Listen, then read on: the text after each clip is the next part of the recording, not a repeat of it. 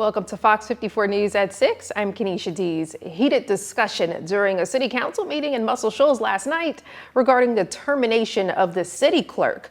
You may recall Brittany Walker, pictured here, fired from her position Friday after an investigation into the city's participation in a medical reimbursement program with a local insurance company. We have now Fox 54's Gabe Glassman, who joins us live from Muscle Shoals. Gabe, where does that case currently stand and why are city leaders arguing? Yeah, Kenesha, so after Walker was filed, the city gives her 10 days to file an appeal for the city's decision. But a letter sent by a Muscle Shoals councilman to the Muscle Shoals mayor has stirred some controversy. Mr. Lindley, say this, sir. It's over. No, the reason you're out. That's it. Come on. Okay. These are the moments following a question from Mayor Billy Hudson about a letter he was sent from Councilmember Willis Thompson ordering Hudson to stop trying to hire or assign someone to perform the duties of the city clerk. Thompson cites an Alabama statute listing the city council as the ones to appoint a city clerk. But Mayor Hudson says the letter allegedly accuses him of things he hasn't tried to do. I can work with anybody. That's not my problem, is working with folks. It's just that, I just don't like to be accused of things that I haven't done. Now, if I've done them, you have every right to get on me, but if I don't do them, then, you need not be sending me letters that say I have done that job. Like I said, if I've done something, let's correct it, but I've not done this right here, so there was no need to send me this letter. I want to quickly read you a statement sent to us by Councilman Thompson. It reads, the letter that was written to Mayor Billy Hudson and the entire council only clarifies the concern about the part-time workers in regards to full-time clerk position and why the consistency and proper procedure matter. I wanted to make sure that the expectation and responsibilities were clearly outlined. Live in Muscle Shoals, Gabe Glassman, Fox 54 News. Thank you, Gabe. We also reached out to City Council President Donnie Lindley. He says, quote, there was nothing related to that subject on our meeting agenda for us to address. Therefore, out of respect for all parties and for the integrity of the process, I will not allow any comments from other council members, the mayor, or anyone else concerning this subject during our council meetings until the appropriate time. And we saw there with Gabe, but rain, go away. We had a lot of it today across North Alabama after we had some warmer temps and sunny sky yesterday. And this is a look from Muscle Shoals. You can see, yes, puddles, gloomy sky, all that jazz. I'm joined now by Fox 54 Weather Impact Chief Meteorologist Jordan Dressman. Jordan, yesterday you said we get some rain around this time today. Can we expect more rain throughout the night? Yeah, some of us are going to continue to see a little bit more rain as we head into the overnight. We have traded the puddles in the gloomy sky for the puddles in a dark sky. We're looking southbound on Memorial Parkway this evening. Traffic does seem to be moving smoothly, but the rain is really beginning to quiet down here in the city of Huntsville specifically, and really locations west of the I-65 corridor. Still a couple of isolated showers across Lauderdale, Colbert, and Franklin counties, but the rain is really beginning to calm down a little bit. We'll zoom things in on the 565 corridor, I-65. Again, still some scattered showers, but it's not as heavy as it was, say, an hour ago. Huntsville back into Madison, Athens, Decatur, Priceville, Hartselle, and then heading further down into Coleman County. The rain's just simply not as widespread as it once was. Where it is still widespread back across northeast Alabama, Bridgeport, Stevenson, Scottsboro, Henniger, Fort Payne, Gunnersville, Albertville, those folks still talking about a fair amount of rain at times. We're talking about some pockets of heavier rain kind of between Henniger and Fort Payne. This activity is all associated with a cold front. That cold front is going to usher in, yes, colder air as we head into your Wednesday. We'll talk about it in just a minute. Tonight, we've learned Collinsville Police Chief Stephen Malone has resigned after being arrested in Nashville this weekend. Malone was arrested on Sunday for aggravated assault and strangulation. The Metropolitan Nashville Police Department says the alleged assault happened during a dispute at the home of Malone's girlfriend, Savannah Riley. According to authorities, Malone struck Riley in the face, grabbed her by the throat, and slammed her to the ground. Malone was released on bond yesterday. Jeremy Pinniger has been named interim police chief.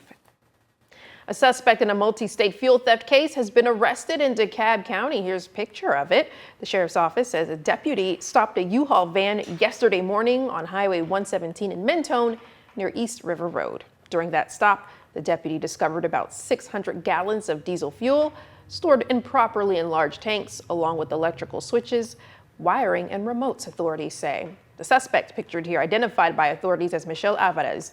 Deputies say Alvarez did not have a commercial driver's license or the required paperwork to legally transport fuel in Alabama. He faces multiple felony charges, including felony unlawful motor vehicle fuel transport and receiving stolen property. The newest charges filed against a former church daycare worker accused of sexually abusing multiple children we're now learning took place a week before the encounter that led to his arrest. Cameron White, pictured here, was arrested for sexual misconduct that allegedly took place on or about January 20th. According to court documents filed today, White allegedly had sexual contact with victims under the age of 12 on January 12th as well. White is being held in the Madison County Jail and will appear in court on February 18th. Water finally back for some Lauderdale County residents who have been without water for over a week. This comes as the West Lauderdale Water Authority has been working to fix leaks from burst pipes resulting from January's winter storm, causing storage tanks to lose water. As customers get water back, board member Andy Massey tells FOX54 new water meters will be used in the future that can alert the authority of any leaks before things escalate. We're getting new water meters, and in those water meters, there'll be sensors we can place out to reconcile the difference between the amount of water that's going to the customer's house and the amount of water going through that pipe. That will give us an early warning to that. Currently, right now, you've got to drive a truck around with the meter reader and then go back and look and see, hey, they're losing a lot of water at this house. Massey says that he wants to send his apologies to those impacted by the event, saying he also was without water during the outage.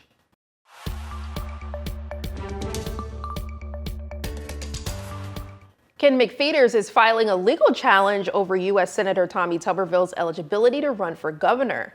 McFeeters says the Alabama Republican Party did not verify Tuberville's residency and dismissed his challenge prematurely, clearing the senator for the May primary ballot. He plans to seek a court review of records, including travel, financial, and tax documents, to determine if Tuberville meets the state's 7-year residency requirement. Do you ever get an alert on your phone and wonder what it actually means? Well, Leah wants you to know the difference. Amber Alerts are issued when a child under 18 is abducted or believed to be in serious danger. Missing child alerts are used when a child is missing and at risk of serious harm. Missing senior alerts involve elderly people with cognitive conditions like Alzheimer's or dementia who may be in danger. Blue alerts are issued when a law enforcement officer is missing, injured, or killed in the line of duty, and there's a threat to the public. To receive these alerts, you can text AL Alert to 99411 or visit Aaliyah's Community Information Center website. Albertville city leaders took a major step in the city's growth, but some folks are concerned. FOX54's Logan Alexandra Russell explains next. In this teacher's class, Sparks Fly, we get to meet this week's FOX54's top teacher who cultivates his students to get hands-on in agriculture. Stick with us. A major move today in Albertville as the city council officially clears the way for growth.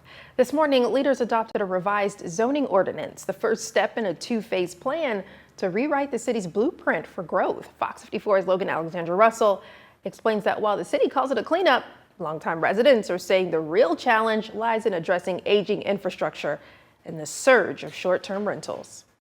The gavel came down this morning on what city officials are calling phase 1 of a massive project aimed at taking Albertville into the 21st century. The Albertville City Council unanimously adopted a revised zoning ordinance kickstarting one of the biggest projects the council has ever taken on. The first phase is all technical, but it sets the stage for critical policy decisions like defining commercial spaces. What we did today was really just kind of a cleanup of the organization. City Council President Nathan Broadhurst says the real planning starts this evening. The big goal of this, which begins tonight at 6 o'clock with a public meeting, is we look at our overall comprehensive plan for the city. So we're going to look at what are the long-term challenges and opportunities for Albertville over the next decades and try to address those through policy changes that will take place and an additional zoning ordinance update in the near future. For Bonnie Callahan, whose roots here go back to the 1800s,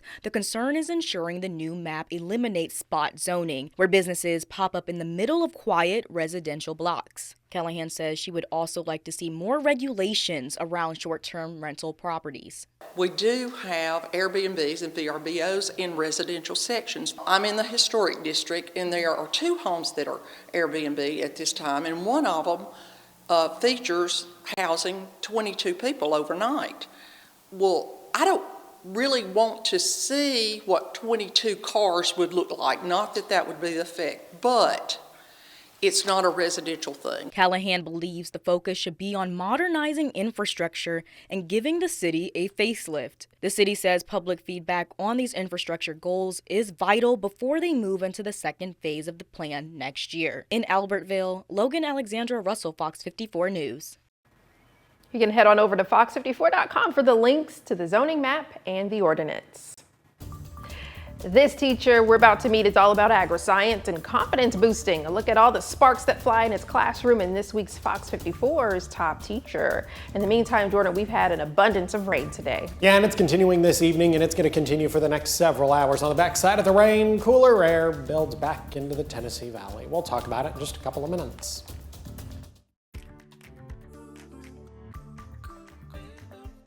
Now, Fox 54's top teacher.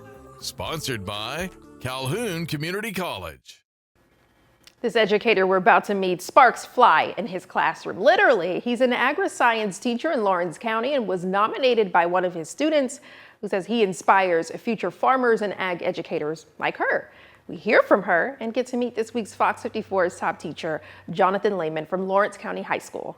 Welcome. Agriculture is just so important to our county, to Lawrence County. To Jonathan Lehman's class, where sparks fly and students are learning to be hands-on. So many come into this classroom thinking they can't do these things. They've never had the opportunity to put their hands on tools. They've never had the opportunity to learn the science behind so many agricultural things. Welding, one of the fun activities in Lehman's agri-science class. We do wood in first semester.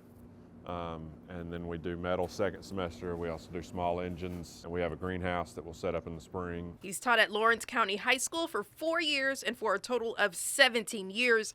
Lehman says confidence is what sustains students. Some of them gain so much confidence just by trying it, being successful, and seeing that it's not as hard as maybe they thought it was. Take Abby Rice, for example. With Abby is one of those wonderful examples who was quiet, who was shy, who was a little timid to touch anything or to try anything, but just giving her the opportunity, letting her feel successful, she blossomed. She's now secretary of her school's Future Farmers of America organization and may consider a future in teaching agriculture like Lehman. When I get older, I thought about being an ag teacher.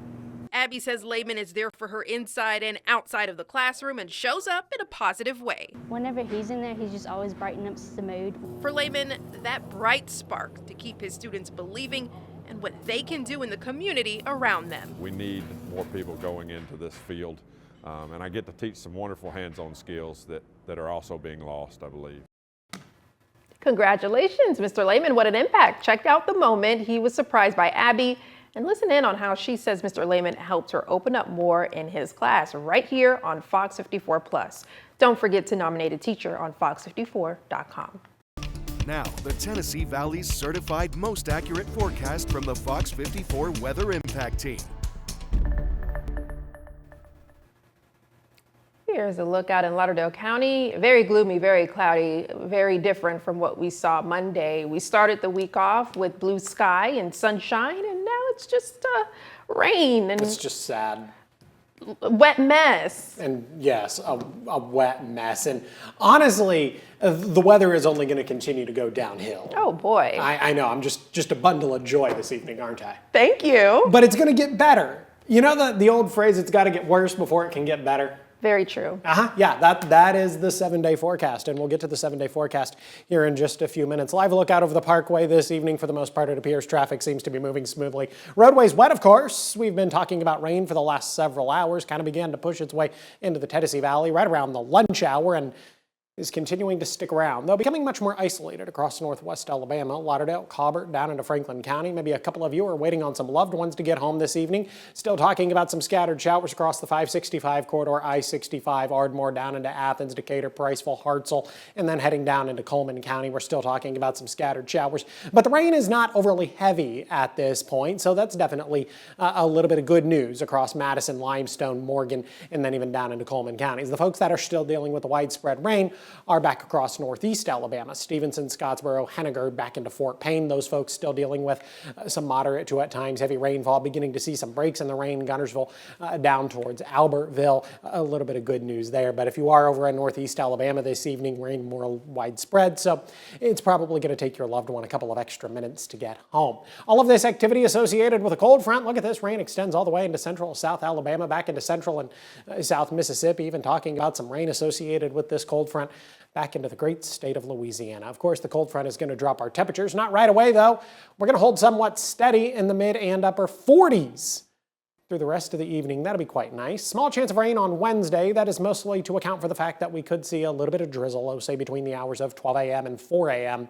on Wednesday morning. Otherwise, it does look like we are going to be dry Thursday, Friday, even as we head into Saturday, Sunday. I had a small chance of rain on Monday. I have since removed that small chance of rain. Now, unfortunately, while it does look like we are going to be dry as we head into Wednesday afternoon, we are still going to be holding on to the cloud cover. Some of those clouds do begin to break, though, by the time we get to Wednesday night and then early into Thursday morning. They're not going to break completely. We are still going to deal with some cloud cover as we head into the Thursday morning commute. It's not going to be until we get to Thursday afternoon when we finally see a full return of the sunshine. Though, as I'll show you in the 7-day forecast, that doesn't necessarily mean it's going to be any warmer.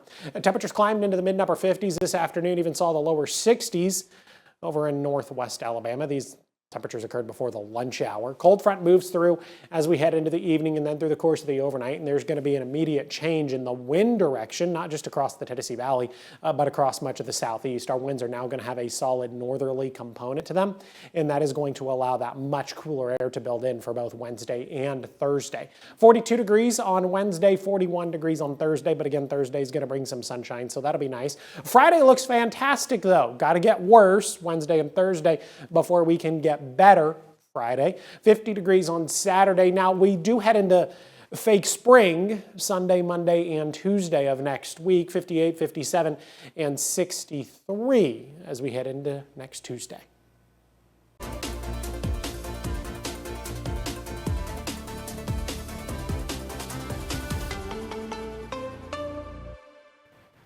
NASA is pushing back the launch schedule for its Artemis 2 mission due to issues during pre-launch testing in Cape Canaveral yesterday.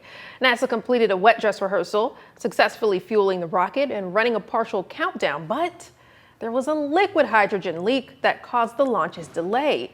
Administrator Jared Isaacman said in a post on X the problems were expected and exactly why the tests were conducted. The agency will conduct an additional wet dress rehearsal after the issues are troubleshooted, with the earliest possible launch now set for March. And if you missed NASA's news conference today, no worries, you can watch the full conference and more right here on demand on Fox 54 Plus. Download on your TV, watch for free.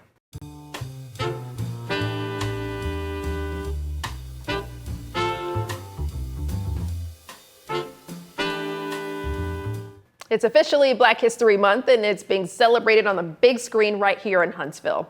The downtown Huntsville Library is hosting Black History on Film, a weekly film series highlighting the courage, contributions, and history of prominent Black figures. The screenings are every Wednesday, and tomorrow's screening will show the film Selma. The show starts at 5:30 p.m. and is free and open to the public. And did you know the Tuskegee Airmen were the first Black military aviators in the U.S. Air Force? The squadron was initiated into the armed forces in 1942. They were trained at Tuskegee Army Airfield in Tuskegee, Alabama. The airmen painted the tails of their planes red to identify themselves, which earned them the nickname Red Tails. In 2007, more than 300 of the original Tuskegee Airmen received the Congressional Medal of Honor from former President George W. Bush. And Mo, I know someone in your family was a Tuskegee Airman. Yes, ma'am. My grandfather's first cousin was one. Let's roll over to sports now. McDonald's All-American game roster is being released, and you may recognize that guy right there. I've got details next. Fox 54 Sports is sponsored by Alpha Insurance. Hey everyone, for nearly 50 years, the best high school basketball players in the country have showcased their talents on the national stage at the McDonald's All-American game. And this year, a guy with strong ties to Tennessee Valley will be a part of the showcase in Arizona. Former Buckhorn standout Caleb Holt has been named a 2026 McDonald's All-American. The 6'5" guard leading Buckhorn to state championships in 2023 and 2024 before he transferred to Grayson High School in Georgia and now Prolific Prep. He's ranked by 247 Sports as the number 4 prospect in the entire nation for the class of 2026. Now, one of the teams that's in Caleb Holt's Final Four selections to play collegiately is Alabama. Nate Oates and the Crimson Tide, they're going to try to bounce back from that beatdown they had on Sunday against Florida with another SEC battle against Texas A&M. Tip-off from the Coleman Coliseum on Wednesday is set for 6 p.m. See it live on the SEC Network. Keeping things Alabama related, Brandon Miller balling out this past week. The former Alabama All-American averaging 26 points and 5 rebounds while making half of his 3-pointers with the Charlotte Hornets. For his efforts, he was named the Eastern Conference Player of the Week. At the moment, Miller and the Charlotte Hornets are one spot away in playoff positioning. Alabama A&M splitting their games with the schools from the Sunshine State this past weekend, and during that stretch, Karan Davis had some great games. The Gary, Indiana native averaged 22 points, 5.5 rebounds, and 2 steals while shooting 43% from the field. For his efforts, he was named the SWAC Newcomer of the Week for men's basketball. Right now, Coach Dante Jackson and Alabama A&M, they're 12-10 overall, 5-4 in the SWAC, and currently are tied for 3rd place. All right, coming up tonight in sports at 9 p.m., we will check in with the UH Charger men and women's basketball team as they prep for a 2-game homestand right here in the city of Huntsville. Kadisha. Yes, Mo, tonight on Fox 54 News at 9, a heated council meeting in Muscle Shoals after the city clerk's firing. Who has the authority to fill that role? Fox 54's Gabe Glassman tells us more. An Alabama Senate committee approved a bill that would allow the death penalty in cases that involve sex crimes against children. We'll tell you where it goes next. And Memphis still dealing with the aftermath of January's winter storm. Ice-covered roads shut down schools, trash pickup, and mail delivery across the city. We'll have this story and more for you tonight on Fox 54 News at 9. A new study shows polar bears in Norway's Arctic are staying fat and healthy despite rapid sea ice loss. Researchers tracked nearly 3 decades of data from more than 700 bears in the Barents Sea region between 1992 and 2019. And during that time, ice-free days increased by about 100 days. Even so, after a brief dip in the late 1990s, the bears' body conditions improved. Scientists say the bears have adapted by changing how they feed. So I would imagine that the polar bears getting fatter is a good thing. It would seem such, whereas with most species, weight gain, specifically within the human population, is bad. In some cases, it can be good. I was just waiting for you just to say the word adapt. That's all I was waiting for. I'm like, there's no way that in the way that the laws of physics works when it comes to animals, that these polar bears weren't going to find a way to adapt, especially with the melting ice. So the real question is, what have they been eating? I kind of assumed the melting ice just simply meant they eat more fish. That's what I was thinking too. Which takes away from some of the grandeur, I suppose. I'm not entirely sure. Okay, good. Okay, so we agree on the polar? I think we agree. Yeah, I agree. It's not people, I'll tell you that. That's what I was afraid of. Thank you, Mo. It's not people. 42 on Wednesday, 41 on Thursday, 57 on Friday, 50 degrees on Saturday. Do people live where polar bears live? I hope not. I hope not. Do they? All right, we got to go, y'all. We'll see you tonight at 9. See you later. Good night.